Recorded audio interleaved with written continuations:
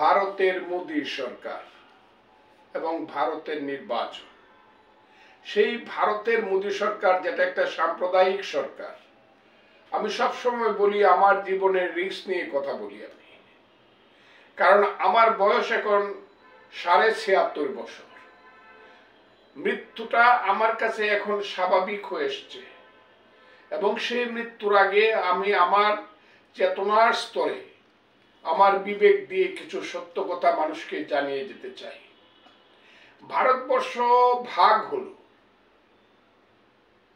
সেই ভাগে কার কি দোষ ত্রুটি ছিল, জিন্নার কতটুকু, গান্ধীর কতটুকু, নেহেরু কতটুকু দায়ী, সোহরাওয়ার্দী কতটুকু দায়ী, তার চেয়েও বড় কথা হলো ভারতবর্ষ বাস্তবতা হলো ভাগ হয়ে গেল। ভারতের মোদী সরকার